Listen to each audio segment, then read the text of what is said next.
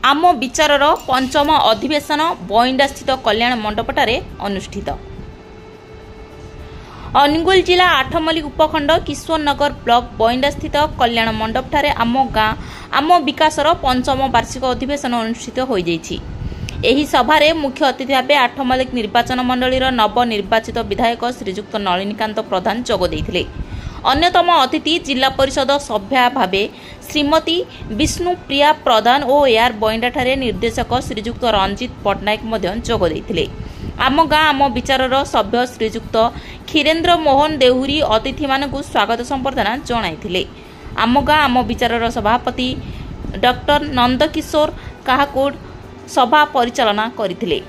श्रीजुक्त नलिनीकांत प्रधान कहिथिले, मु आठमल्लिक माटीरे जन्म होई निजकु गर्वित अनुभव करछि एवं लोकंक मानक सेवा पई एक सुजोग पाइथिबारु समस्तंकु धन्यवाद जणाई निजर अभिभाषण आरंभ करथिले।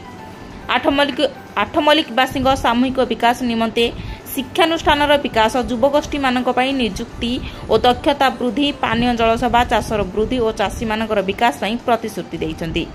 आम गाँ आम विचारर एक सदस्य हेबा पई से निजे इच्छा प्रकाश करथिले और एही कार्यक्रम आगकु जारी रखिबारे सभा भागी होई आगामी कार्यक्रम गुड़िकरे जोग देवाकू प्रतिश्रुति देइथिले। तांकर एही अभिभाषण दलीय राजनीति बहु ऊर्ध्वरे आठमल्लिक विकास एक बौद्धिक विश्लेषण बोली सभ्य माने मत व्यक्त करथिले। जिला परिषद सभ्या कहिथिले जे एभली एक सभा ए अंचल रे विकास निमंते निहाती आवश्यक। एथिरे योगदान देई से अत्यंत खुशी प्रकाश करथिले एवं सर्वदा अंचल विकास निमंते निजर सहयोग करिवे बोली कहिथिले।